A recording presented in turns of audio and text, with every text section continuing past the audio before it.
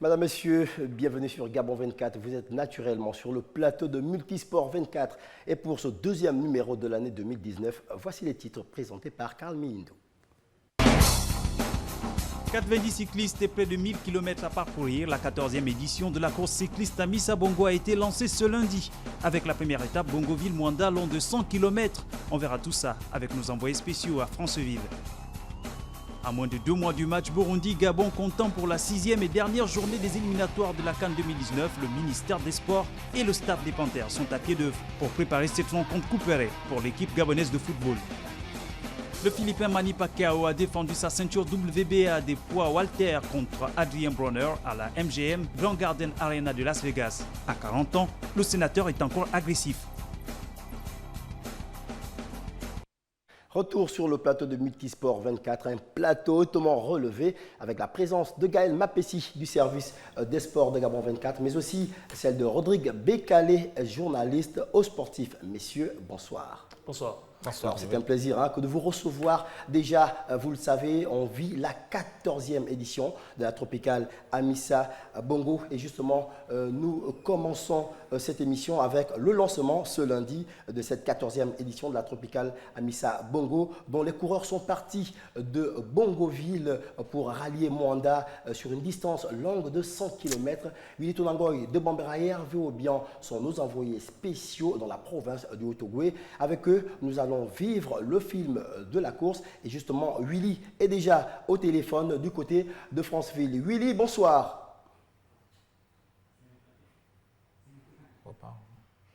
Nous allons revenir tout à l'heure certainement à un problème, n'est-ce pas, de communication. Messieurs, on sait déjà pour cette 14e édition, n'est-ce pas, de la Tropicale Amissa Bongo, on connaît déjà le vainqueur d'étape. Il s'agit de Nicolo Bosifavio, un Italien, n'est-ce pas, c'est le premier vainqueur de l'étape aujourd'hui.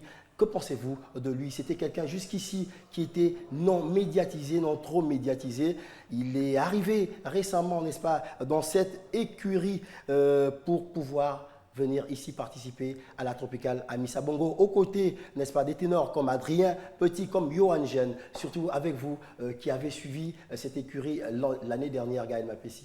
Oui, après, il faut dire, Joey, que ce n'est pas une surprise. C'est vrai que le coureur italien qui a remporté la première étape de la 14e édition de la Tropicale Amissa Bongo n'est pas très connu de la Tropicale Amissa Bongo, mais c'est le leader, j'ai envie de dire, technique de cette écurie Direct Énergie. Il faut le rappeler ici aux téléspectateurs que Direct Énergie est, j'ai envie de dire, l'écurie phare de cette équipe, de cette course cycliste à Amissa Bongo, puisqu'elle a remporté le plus de victoires. Donc, pour moi, ce n'est pas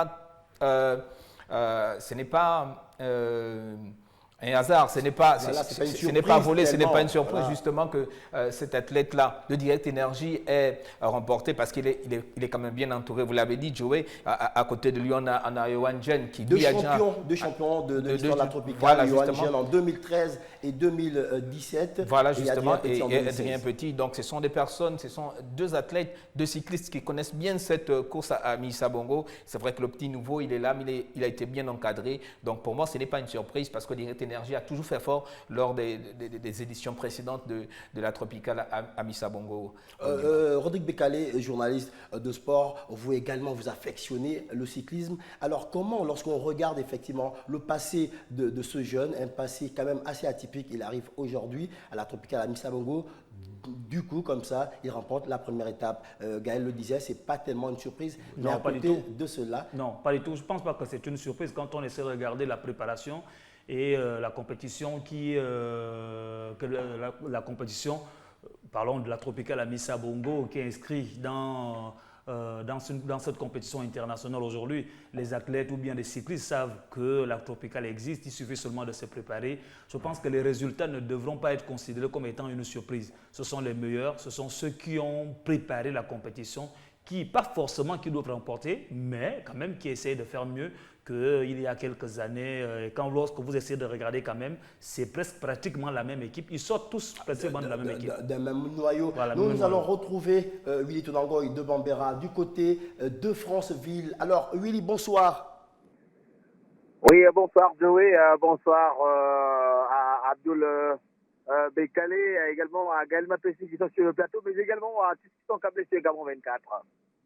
La présence de notre ami Rodrigue Bekale. Willy, vous avez vécu la première étape de cette Tropicale Amissa Bongo, Bongoville, Moanda. Alors, essayez un peu de nous faire le résumé, effectivement, de cette première course. Oui, ben, il faut dire que dès l'entame de cette première étape, eh bien, il y avait quand même des favoris, à savoir justement Areruya avec l'équipe du Rwanda, Teklimaot avec l'Érythrée, Greipel avec justement son écurie. On ne s'attendait pas surtout à avoir justement la victoire de Bonifacio ce soir, d'autant plus que, bon, après avoir regardé justement le panel ou surtout la brochette qui a été proposée, on était loin de penser à une victoire d'étape de Bonifacio. Mais qu'à cela détienne, on a vécu justement une première étape de toute beauté, une première étape de toute beauté, avec justement des tentatives d'échapper et rattraper rapidement par l'envie, l'abnégation, le courage, la volonté surtout du peloton amené par Greipel qui revenait à chaque fois. Et au kilomètre 35 par exemple, on a eu une tentative d'échapper avec 3 coureurs qui sont détachés pour essayer de faire la différence, mais encore que avant l'arrivée, à 10 km de l'arrivée, le peloton a rattrapé justement ces 3 coureurs de tête.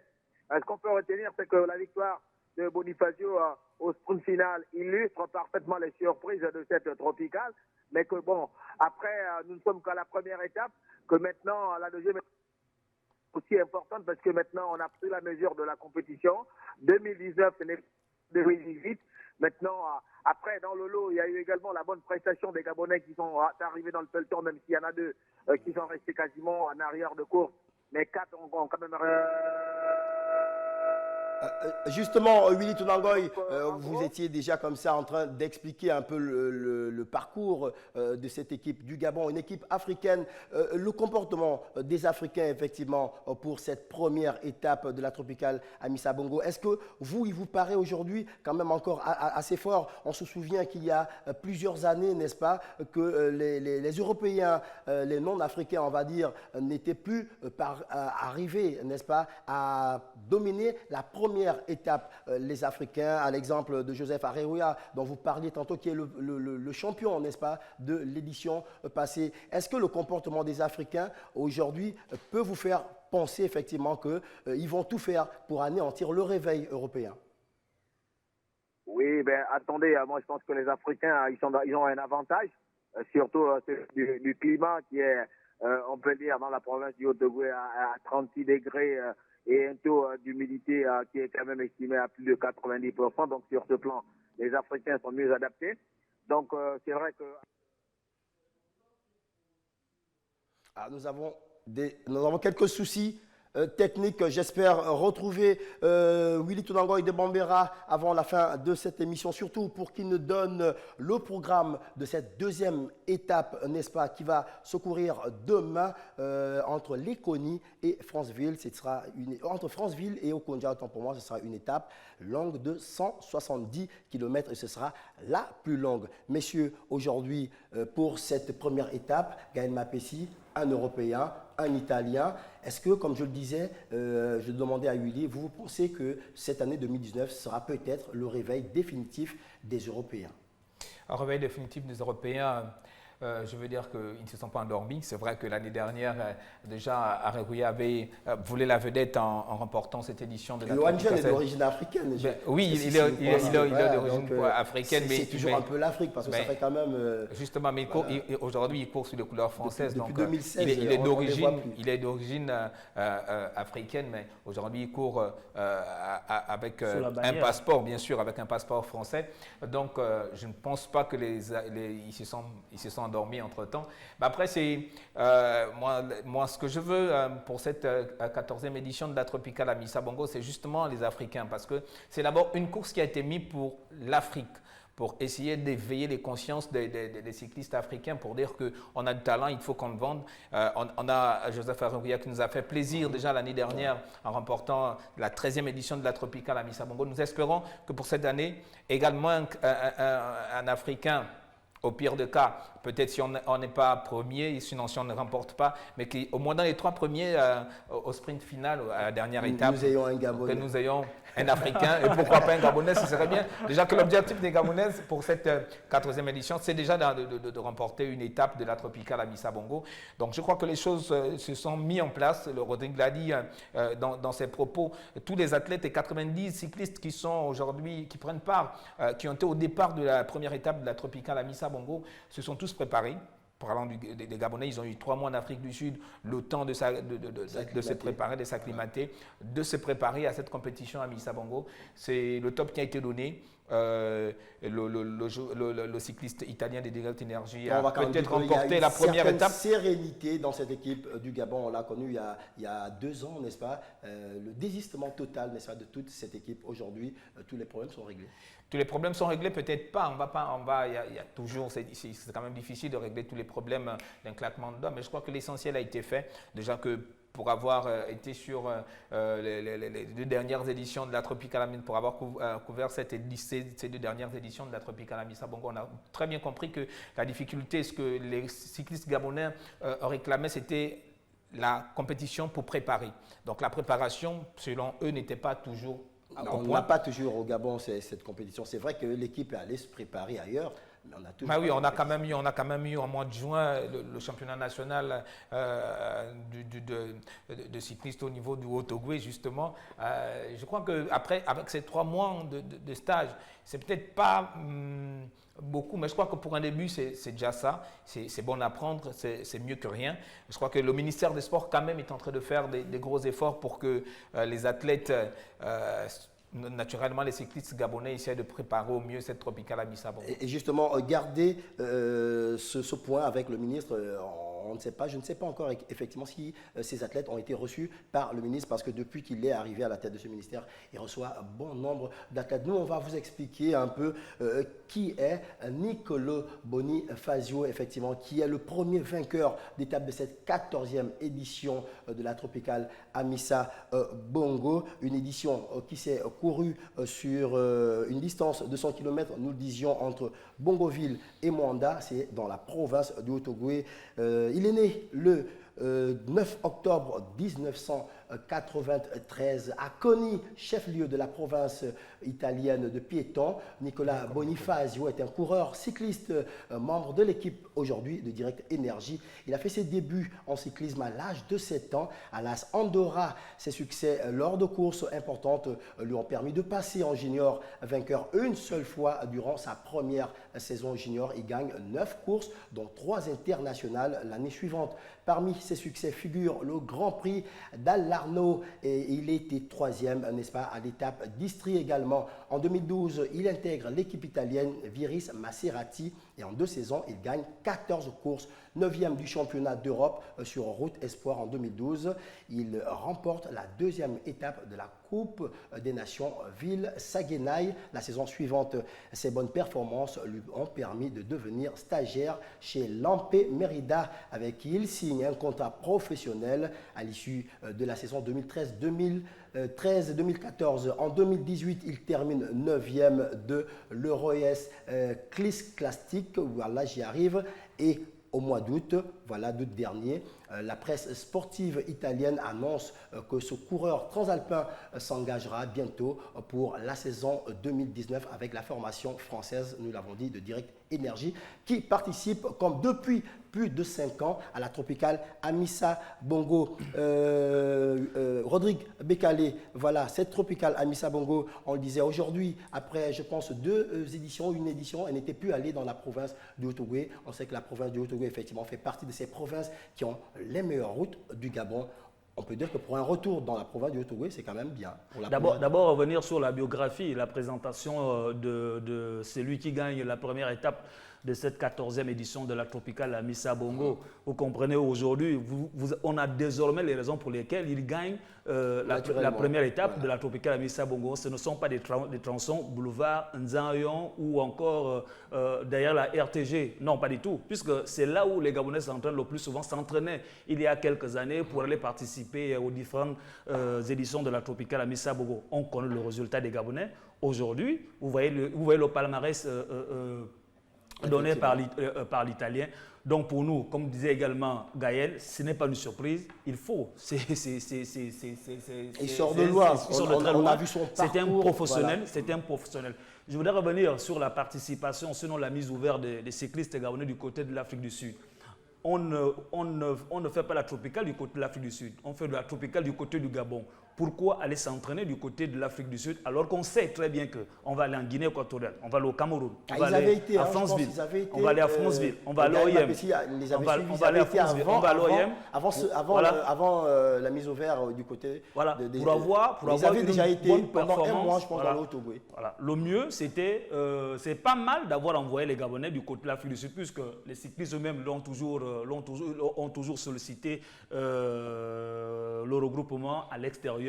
Mais est-ce que le fait d'aller à l'extérieur permet aujourd'hui de gagner une étape de la Tropicale à Missa Bongo? Nous participons à la 14e aujourd'hui. Le Gabonais, ce n'est pas encore une étape. Maintenant, revenons à votre question. Franceville, il faut vous le dire, les choses telles qu'elles se présentent, c'est aujourd'hui l'une des provinces qui sait recevoir la Tropicale à Missa Bongo. J'en sais quelque chose, j'ai quand même eu l'occasion, par l'ambiance, par la qualité de la route, par la qualité de la générosité des populations de cette localité du pays. C'est de bonne guerre, effectivement, que cette première étape démarre là-bas. Gaël Mapessi, vous parliez effectivement du ministre des Sports, Alain-Claude Bilé-Binzé. Est-ce que les cyclistes avaient été reçus par lui avant d'aller à la Tropicale? Non, je ne pense pas. Le ministre n'a pas reçu les cyclistes.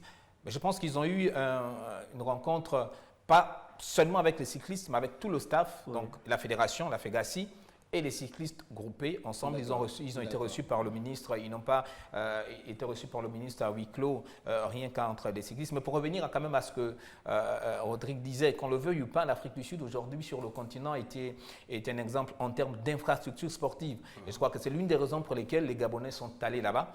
Pas parce qu'au Gabon on ne peut pas s'entraîner, parce que je dis, parce que la Tropicale à Missa Bongo, je la regarde, je la suis depuis un certain nombre d'années déjà. Les cyclistes gabonais, au-delà des routes qu'il a citées sur lesquelles les cyclistes, selon lui, s'entraînent, mais les cyclistes gabonais s'entraînent beaucoup du côté du Haut-Togo, à cause de son relief qui est assez compliqué. Ouais. Moi, j'ai assisté, je vous l'ai dit déjà en entame d'émission, qu'en juin déjà, j'étais avec les cyclistes gabonais dans le Haut-Togo qui se sont entraînés dans le Haut-Togo, parce que le Haut-Togo est l'une des provinces qui reçoit très souvent la Tropicale à Missa Bongo. Il y a souvent 2 ou 3 étapes.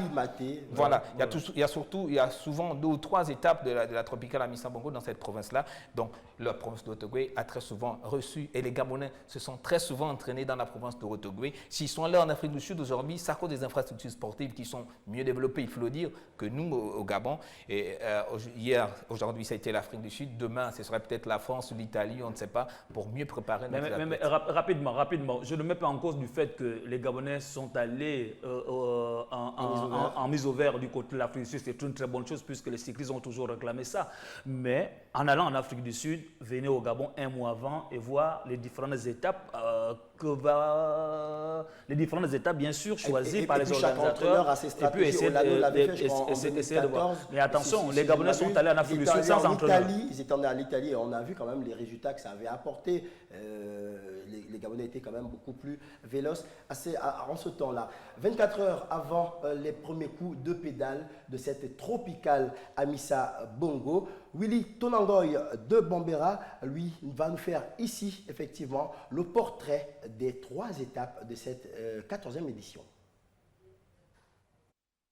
La Tropicale à Missa Bongo 2019 se déroulera du 21 au 27 janvier pour le compte de sa 14e édition.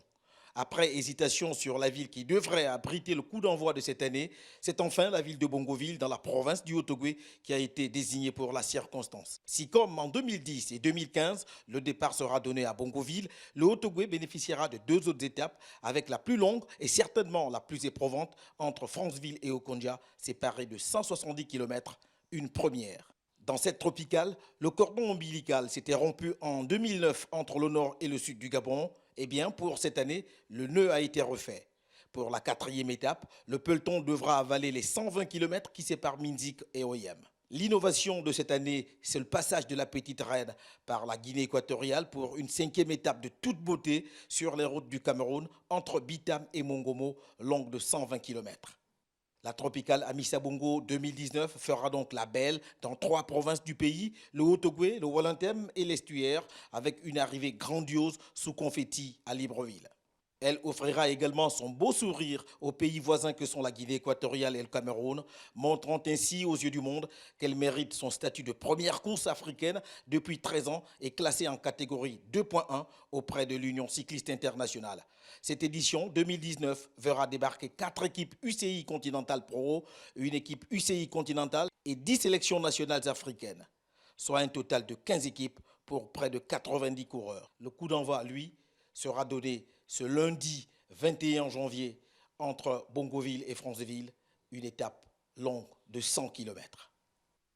Et nous rappelons justement que les étapes sont les suivantes. Bongoville-Manda, 100 km. Deuxième étape, Franceville-Okonja, demain, 170 km. Ensuite, ce sera Léconie-Franceville, 100 km. Mindik-Oyem dans la province du Wollontem, 120 km, toujours dans la même province. Bitam-Mongomo. Mongomo, c'est de l'autre côté de la frontière en Guinée équatoriale. Voilà, c'est devenu un peu quand même une tradition. Hein. On était souvent allé du côté du Cameroun 2 fois déjà. Là maintenant, la Tropicale va du côté de la Guinée équatoriale, 120 km pour Bitam-Mongomo. Et puis on revient à Bitam-Oyem pour la 6e étape, 110 km avant la dernière étape du côté de la province de l'Estuaire qui va partir de la zone économique spéciale d'Onkok pour rallier Libreville pour une distance longue de 140 km et le total fait 860 km à parcourir. Messieurs, voilà, la 14e édition de la Tropicale Amissa Bongo est lancée. Nous espérons effectivement que le prochain vainqueur de la 2e étape sera un Gabonais. Un Africain, pourquoi pas, un Gabonais. Nous changeons de sport pour parler de celui que beaucoup considèrent comme le sport roi, le football. Et nous allons revenir sur cette rencontre entre le ministre gabonais en charge des sports, Alain-Claude Bilé-Binzé, et le sélectionneur national du Gabon, Daniel Cousin. C'était samedi dernier au Palais des Sports. Une rencontre, messieurs, axée sur la qualification des Panthères du Gabon, n'est-ce pas, pour la Coupe d'Afrique des Nations 2019, notamment ce match face au Burundi. Je pense que ce sera le 22 mars prochain à Bujumbura. Écoutons d'abord, avant de revenir vers vous, l'ancien capitaine des Panthères du Gabon, Daniel Cousin.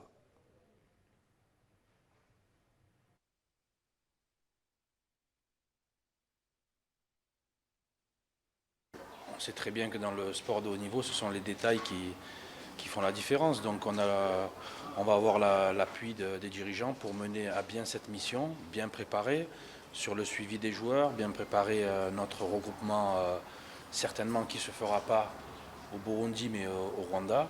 Donc on a regardé plusieurs axes d'amélioration qu'on doit mettre en place jusqu'au 22 mars.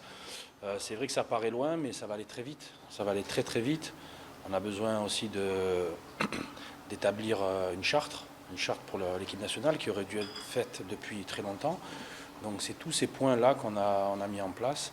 Et c'était une bonne réunion de travail parce qu'on a quand même, moi et mon staff, senti qu'on avançait tout simplement. Aymeric, c'est actuellement un des meilleurs attaquants européens, gabonais, donc c'est dans mon obligation de l'appeler. Le plus important déjà, c'est d'aller le voir. Il y a un match le 23 février, Arsenal-Southampton. Donc ça sera peut-être l'occasion de faire une pierre deux coups, de voir Mario et Pierre. Donc j'espère qu'ils répondront présents et qu'ils joueront. Et comme ça, on pourra ouvrir le dialogue. Parce que c'est important, c'est la communication. Entre le staff et ses joueurs, c'est la communication. Messieurs, il nous reste juste 3 minutes avant de boucler cette première partie de Multi Sport 24. Rodrigue Bécalé, on a vu un peu Daniel Cousin, n'est-ce pas, au sortir de sa rencontre avec le ministre gabonais des Sports, Alain-Claude Bilé-Binzé. Dans la tête du ministère et du sélectionneur, effectivement, le match Burundi-Gabon est déjà présent. Mais les Gabonais doivent aller au Rwanda pour, n'est-ce pas, mieux se préparer.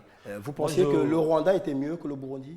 Non, peu importe là où on peut aller se préparer. On peut aller se préparer à Mwanda, on peut aller se préparer à OIM, on peut aller se préparer, peu importe l'endroit. Dans le pays qui va nous recevoir. Non, je dis peu importe l'endroit, le plus important c'est d'avoir une équipe qui a un état d'esprit. D'accord. J'affectionne beaucoup le comportement un peu du ministre d'État en charge des questions de sport parce qu'il prend toujours les choses à l'avant. C'est très bien déjà d'avoir pensé l'idée de préparer cette rencontre 1 mois ou 2 mois avant. Je pense qu'on est... Pendant ce temps-là, on va essayer de voir tout ce qui tourne autour de l'équipe. Le plus gros problème, c'est les joueurs qui ne jouent pratiquement pas, qui sont dans les clubs, qui ne jouent pratiquement pas, qui n'ont pas de compétition dans les jambes. Et des joueurs aujourd'hui qui essayent tant mieux que mal à tromper un peu la vigilance. Alors, quelle est déjà comme ça l'idée que vous vous faites de cette rencontre? C'est dans 2 mois. Dans 2 mois, on peut, n'est-ce pas, mettre en place une bonne organisation pour qu'enfin le Gabon aille remporter ce match. Les victoires de demain se préparent aujourd'hui. Ça, c'est ce qui est clair. Si on ne prépare pas Gabon-Burundi, préparer ce match, ce n'est pas chercher les avions, ce n'est pas aller choisir un pays auquel où on peut aller jouer. C'est d'assainir le mental, avoir des joueurs capables, les joueurs du moment, les joueurs en compétition le plus souvent, et que le discours de Daniel Cousin puisse un peu changer, parce que quand on essaie de regarder Daniel Cousin, il n'a pas une parfaite maîtrise de son effectif. Comment ça? Et quand je parle de parfaite maîtrise, c'est-à-dire qu'il y a des joueurs aujourd'hui qui n'ont pas beaucoup de respect pour Daniel Cousin. Les joueurs de l'équipe nationale, bien sûr. Et justement, son effectif, pour vous, est-ce que, de l'heure, je veux dire, est-ce qu'il vous paraît quand même assez probant? L'effectif aujourd'hui, oui, si. C'est une équipe, mais que Daniel Cousin ne maîtrise pas. Parce que la majorité des joueurs qui sont allés en sélection aujourd'hui, ces joueurs ont évolué avec Daniel Cousin. Donc, quelles sont les solutions à préconiser au cas où, n'est-ce pas? C'est de donner le pouvoir à Daniel Cousin. C'est de donner le pouvoir à Daniel Cousin. Dire à Daniel Cousin, tu es le seul maître du sélectionneur Gaël Mapessi, comment est-ce que l'on donne le pouvoir à un sélectionneur qui semble ne pas l'avoir? Au dire de Rodrigue Bécalé. Je ne pose pas tout à fait la pensée de Rodrigue Bécalé. Pour moi, Daniel Cousin a le pouvoir entre les mains. La preuve, il dit que le 23, sinon avant le 23, il va se rendre en Angleterre pour voir Pierre-Emerick Aubameyang et Mario Lemina. Donc, pour moi, il a le pouvoir entre les mains. Je ne sais pas trop sur quoi Rodrigue Bécalé se base pour dire qu'il n'a pas de pouvoir. C'est un avis que je ne partage pas, donc je ne peux pas... C'est normal. Peut-être qu'il fait allusion à la gentillesse, peut-être assez démesurée de Daniel Cousin. Gentillesse, je ne pense pas. Je pense que c'est quand même un entraîneur assez rigoureux. Non, il n'est pas méchant. La rigueur n'est pas de la méchanceté. Il est gentil, Daniel Cousin. Bien sûr. Il est gentil. Bien sûr, je le pense aussi. Nous le pensons. D'accord. Donc, voilà, juste 30 secondes. Burundi, Gabon, dans 2 mois. Les préparatifs, pour vous, elles seront dans une sérénité totale. Il faut de la sérénité, il faut de la sérénité, il faut le sérieux. Le ministre des Sports, il est serein déjà. Mais oui, moi, je vous ai dit, moi, j'affectionne beaucoup la manière avec laquelle il prend les choses. Le ministre, il prend le taureau par les cornes, en fait. Il faut aller pour préparer cette rencontre. Demain, les victoires de demain se préparent aujourd'hui. Si on ne prépare rien, je pense qu'on ne peut pas avoir des bons résultats. Il faut préparer. Je pense que c'est ce qu'ils ont compris finalement. Voilà, c'est la fin de cette première partie de Multisport 24. On prend juste une pause et on se retrouve derrière.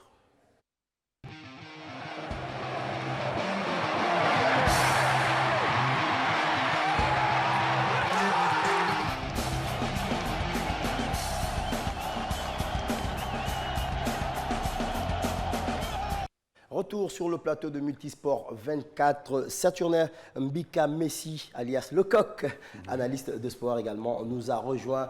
C'est un habitué, hein, tout le monde t'a vu, n'est-ce pas, lors de ce mondial 2018 en Russie. Bienvenue Saturnin. Bonsoir Joël. Alors, toi également, tu as suivi un peu l'actualité sportive du Gabon, oui, notamment cette rencontre entre le ministre gabonais des Sports et le sélectionneur Daniel Cousin. On en parlait tout à l'heure avec Gaël Mapessi et Rodrigue Bécalé qui était là, où tu es assis, il nous a laissé. Alors, justement, on va rebondir un temps soit peu sur cette actualité également qui t'a marqué. Comment as-tu vu effectivement cette rencontre 2 mois avant le match Burundi-Gabon? Bon, il faut dire que le ministre Billy Binze, c'est la figure de proue du football gabonais. Il est venu sportivement encourager ses petits frères, patriotiquement aussi. Et moi, je trouve que c'est une très bonne chose. On casse un peu les protocoles administratifs, les barrières. Voilà. On va dans le sport, le grand frère qui va voir les petits frères.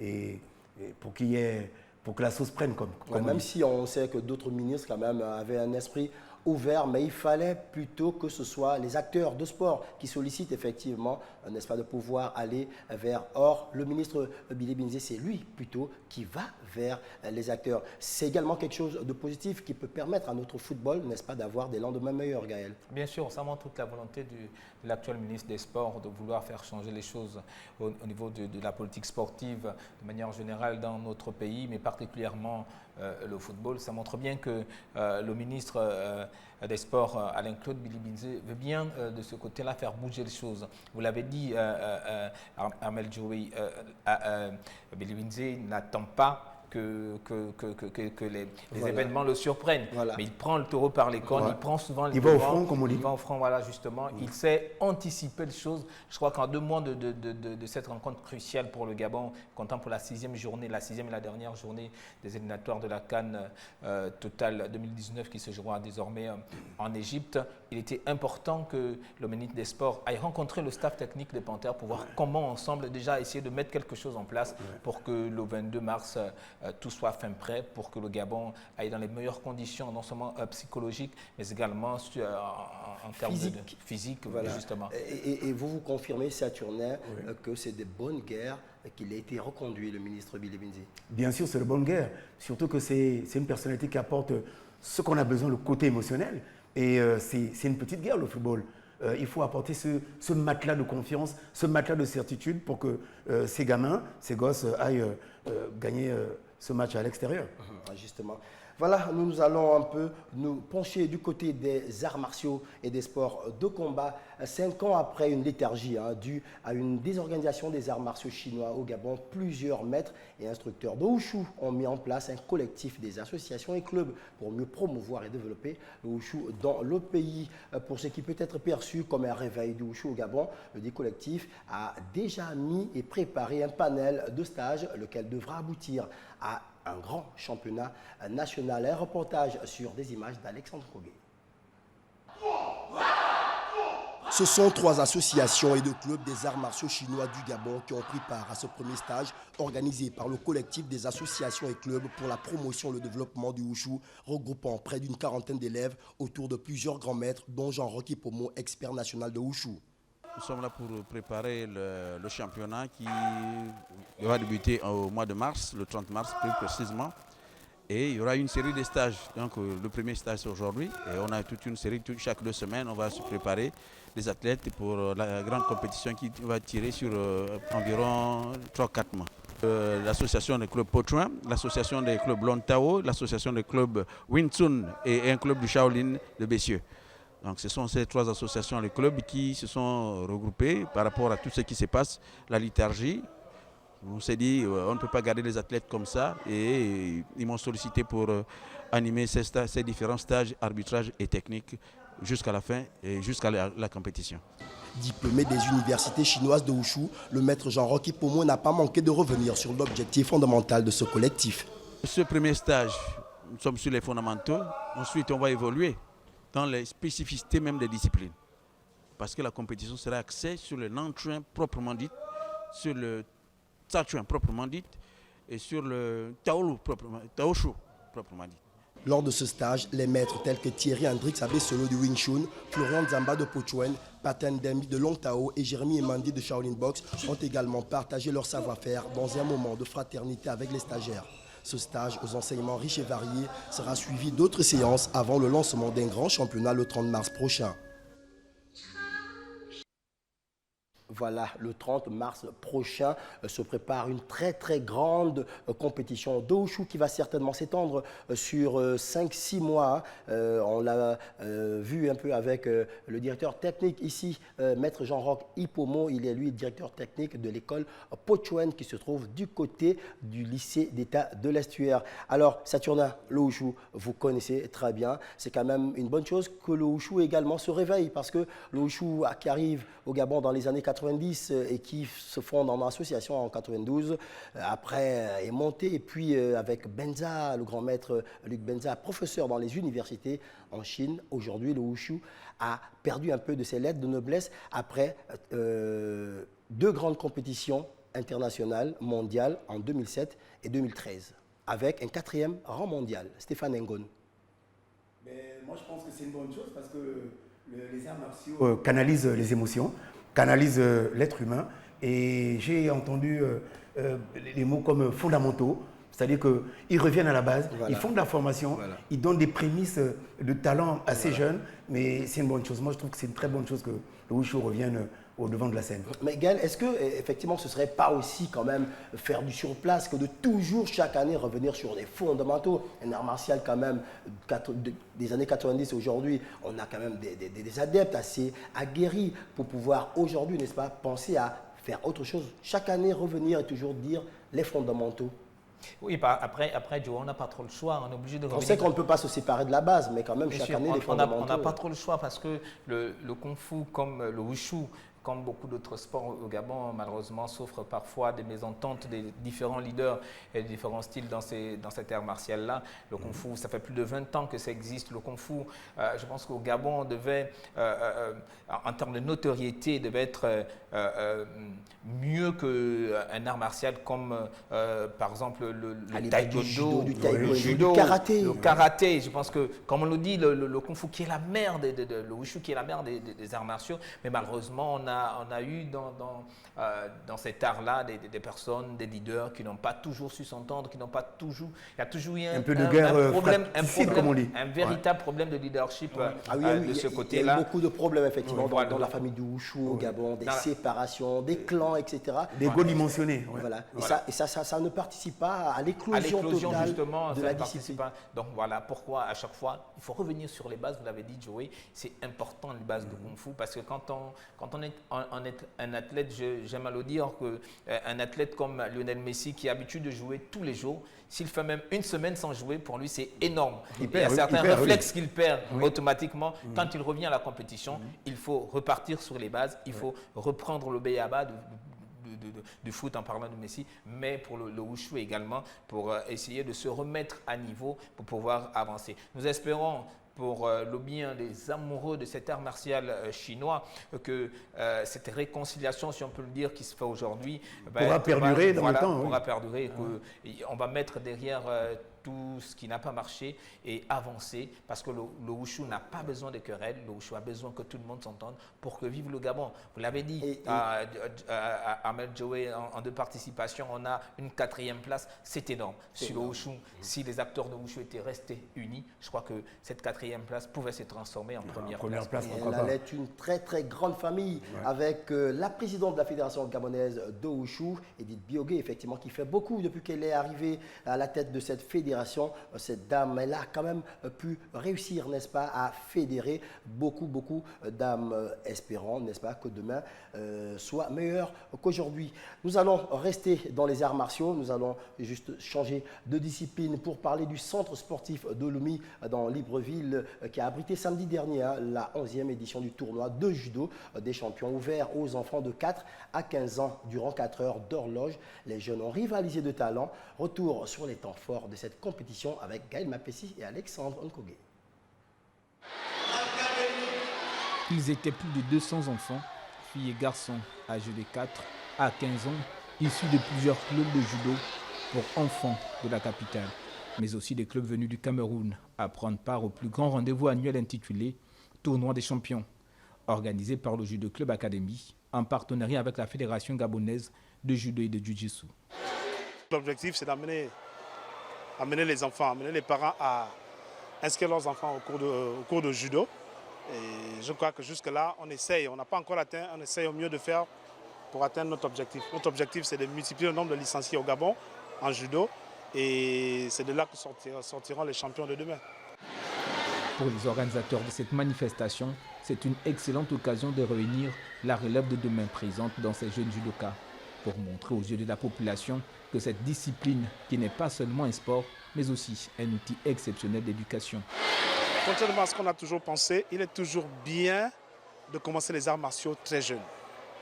On néglige toujours cette tranche d'âge-là, ce qui fait en sorte qu'il n'y a pas grand monde dans les clubs, parce qu'on pense qu'il faut atteindre un peu l'âge adolescent pour commencer. Non, il faut commencer très jeune.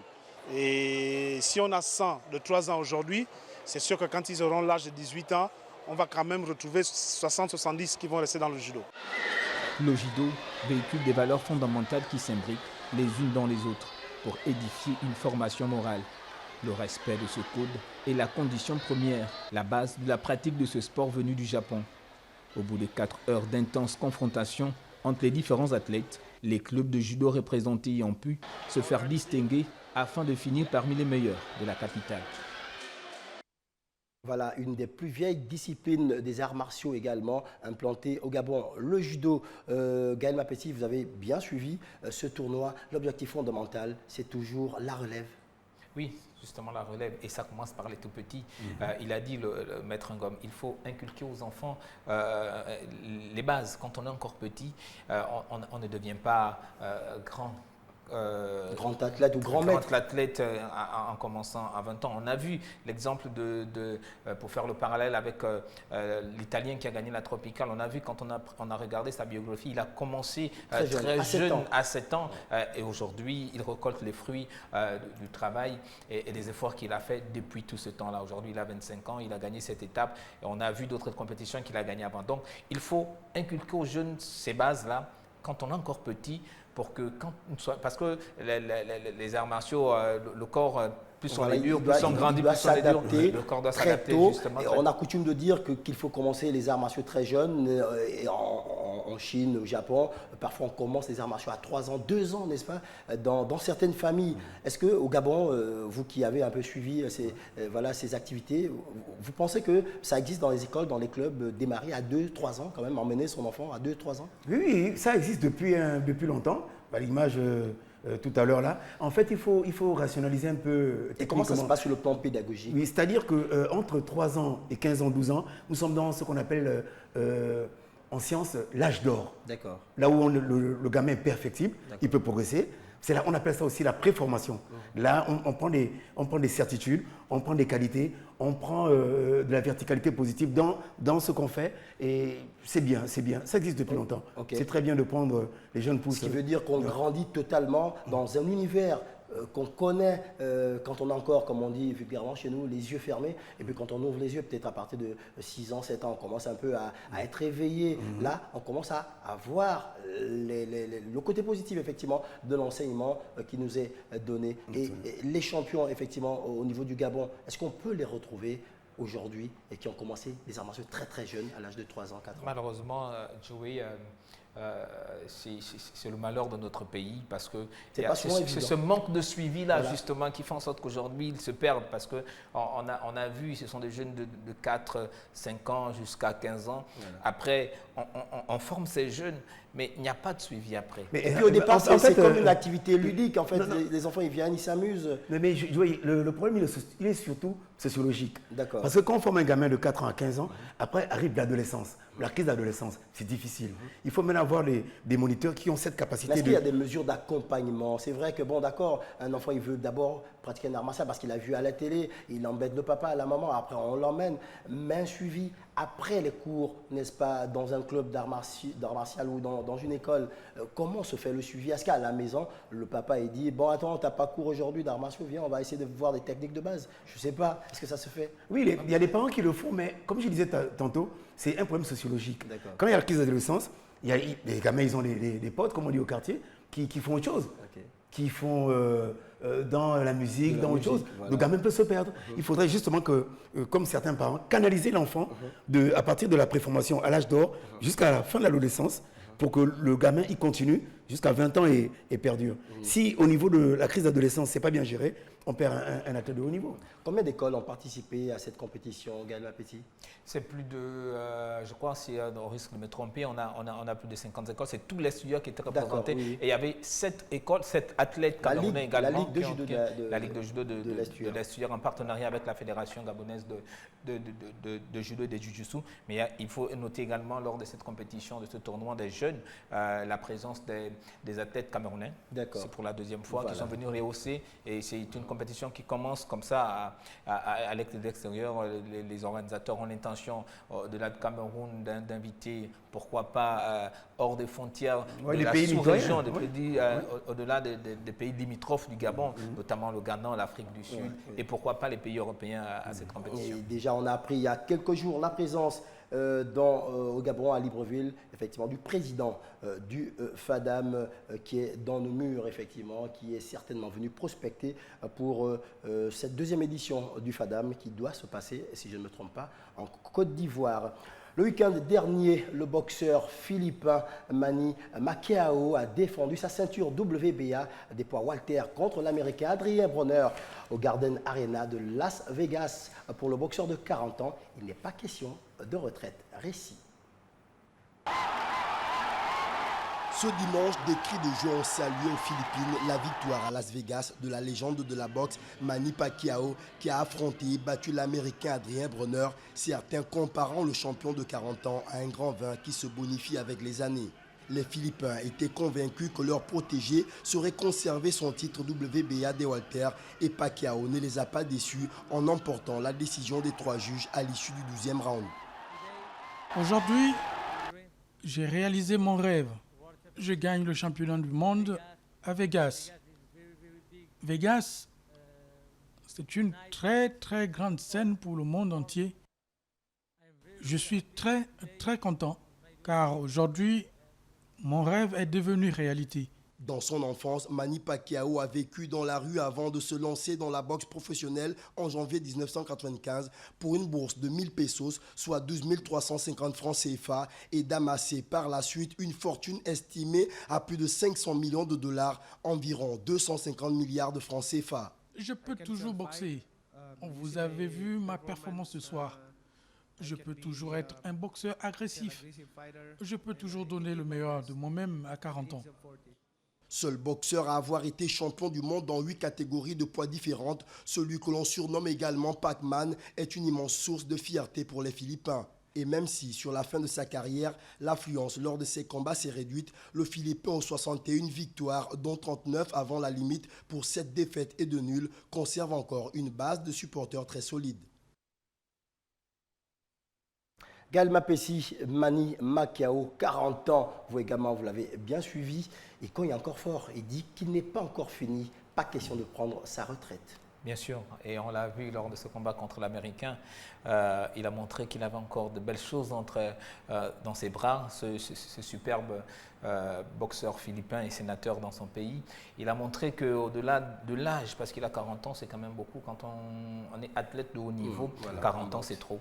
Voilà. À 40 ans, beaucoup pensent déjà à la retraite, mais lui, il dit qu'il est encore là, il est présent. Il a encore démontré aujourd'hui qu'il était présent malgré sa défaite contre Mayweather il y a quelques 6 mois déjà. Et il avait promis, il a promis également que s'il remportait ce combat-là, il pourra demander une revanche au boxeur américain qu'il avait atomisé déjà il y a quelques mois. Donc c'est un formidable, vous l'avez dit en l'écoutait dans ce reportage, c'est la fierté des Philippins. De tout un pays. De tout un pays. Et à l'origine, quand il démarrait sa course, sa boxe, ses combats de boxe, effectivement, tout le pays, qui est quand même un pays assez dangereux en matière de sécurité, mais tout le pays, il n'y avait pas d'insécurité. Tout le monde était figé à la maison juste pour suivre effectivement ce fils du pays qui rendait fiers les Philippins quand ils boxaient.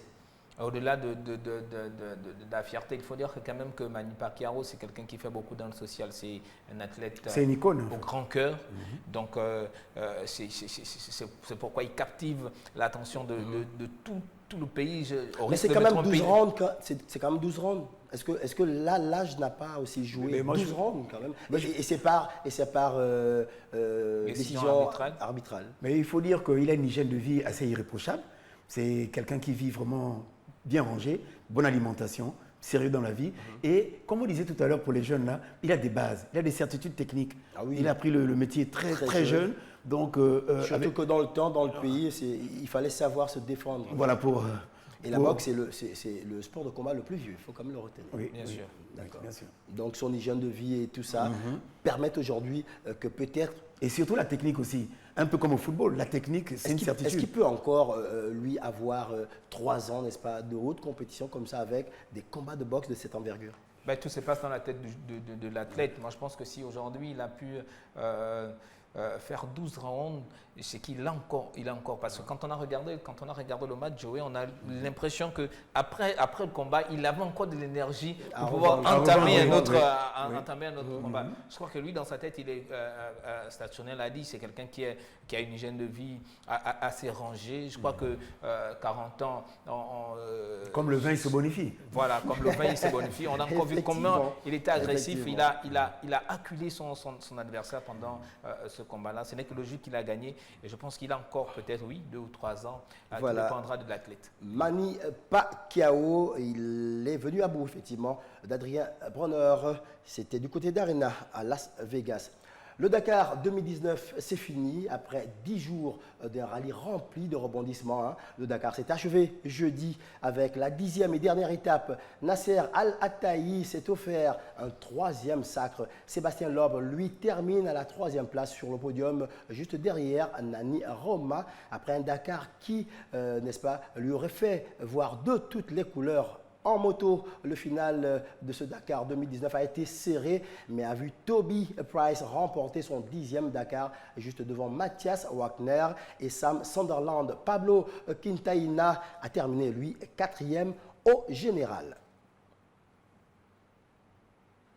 Sébastien Loeb de Peugeot qui s'est imposé pour la 4e fois mardi sur la 8e étape du Dakar 2019 entre San Juan de Marcona et Pisco. Le Français a laissé Nasser Al-Attaahi de Toyota qui conserve la tête du général à 7 minutes 27 secondes et le Polonais Jakob Pizgonski de Mimi à 15 minutes 15 secondes. Le leader Ricky Brabec de l'écurie Honda a cassé son moteur et laissé les pilotes KTM Matthias Waltner remporter l'étape et Toby Price prendre la tête du classement général mardi au soir de la 8e étape de ce Dakar 2019. J'ai perdu la puissance de la moto et je ne sais pas, je n'ai pas de mots. Le Dakar a encore frappé. Les KTM qui ont d'ailleurs frôlé le triple entre San Juan de Marcona et Pisco, 575 km, dont 360 du secteur sélectif. L'Autrichien Waltner s'impose 45 secondes devant le Chilien Pablo Quintanilla et 1 minute 13 devant l'Australien Price, tandis que le Britannique Sam Sunderland de KTM termine 4e à 6 minutes 21 secondes. Voilà, messieurs, nous allons terminer cette émission avec un jeune sud-soudanais qui est né dans un camp de réfugiés au Kenya. Il s'appelle Awar Mabil et il a été accueilli et naturalisé par l'Australie avec qui il dispute actuellement la Coupe d'Asie des Nations. Zoom sur un parcours hors du commun.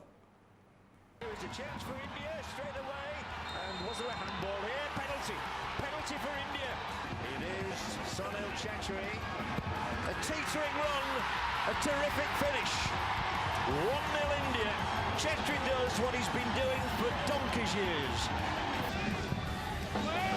Good come. It's a brilliant free kick. That space in between the goalkeeper and the defenders is vital. If you put a quality ball there, you're going to score. Good advance run here. Excellent. Voilà, toutes nos excuses pour cet élément. Voilà ce jeune sud-soudanais, messieurs, Saturnin Gaël, qui part d'un camp de réfugiés, effectivement, aujourd'hui se retrouve à jouer une Coupe d'Asie des Nations, la compétition la plus relevée, n'est-ce pas, au niveau de l'Asie. Et il est déjà auteur de 3 buts. Il faut dire que le football est un facteur d'intégration sociale, sociologique, et ça casse les barrières. Quand on a le talent, c'est perçu et on te donne la chance. Moi, je pense que ce gamin, un peu comme Ouéa, va être une figure de proue pour son pays. Ah, waouh! Oui, je prédis cela. Waouh, carrément, déjà. C'est vrai que... Bon, avec on connaît le facteur sociologique qu'il y a au Soudan. Voilà. Et puis c'est vrai qu'on sait un peu ce qu'a vécu Ouéa avec la guerre, n'est-ce pas, au Libéria, et puis il est allé. Mais le foot, facteur d'intégration aujourd'hui, facteur de progression, facteur de rang social également. Aujourd'hui, ce jeune garçon, certainement, il vit bien. Mais quand il fait un comeback sur son passé, il doit quand même avoir très très mal. Très très mal. Après, on ne vit pas avec le patient.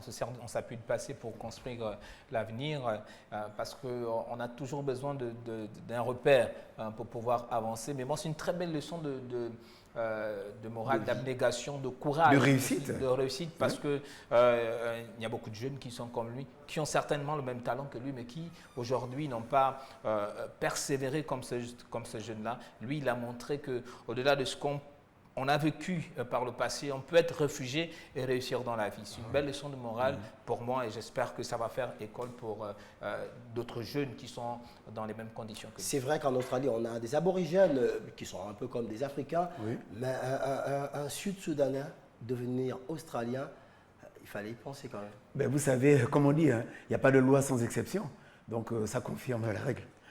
On a vu dans d'autres pays, effectivement, où l'on avait du mal à avoir des Noirs au niveau de la sélection nationale. Je prends le cas de l'Italie, je prends le cas de l'Allemagne. Aujourd'hui, on a ces nations qui regorgent d'Africains. Mais il y a une nation au monde aujourd'hui quand même, jusque-là, en Amérique latine, l'Argentine, qui ne dispose pas d'un seul Noir dans ses rangs.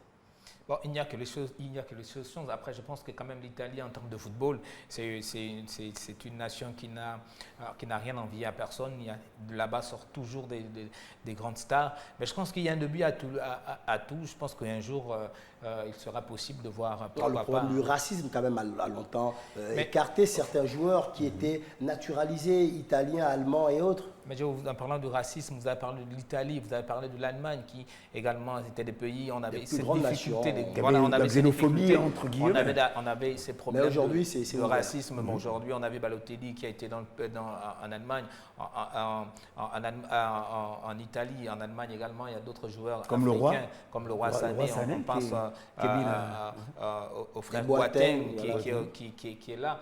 Donc moi je pense que c'est peut-être une question de temps, mais ils vont faire. C'est quand même bizarre lorsqu'on regarde le Brésil à côté, on voit les pays comme le Paraguay, l'Uruguay, on voit d'autres nations, le Pérou, voilà, notamment l'Argentine quand même. Et pourtant, on a des Noirs qui sont argentins, mais aucun joueur au niveau. Peut-être pas encore assez talentueux. On a eu Balotelli qui a pu s'imposer en Italie. Il y a aussi les mulâtres, hein, comme Vérone. Vérone était un peu métissé. Bon, je sais pas, donc voilà, je pense que qu'on prenne notre mal en patience, ça va arriver. Ça va arriver. Le football, la barrière va être. Il brise des barrières, le football. Voilà, et nous osons l'espérer. Ce serait bien agréable de voir un monde rempli de toutes ces couleurs noir, blanc, jaune, rouge. Et pourquoi pas vert, si les hommes verts existent de l'autre côté, n'est-ce pas, de la Lune ou de Mars. Avant que de nous quitter, car nous sommes arrivés au terme de ce plateau Multisport 24, voici le rappel des titres présenté par Carl Mindo.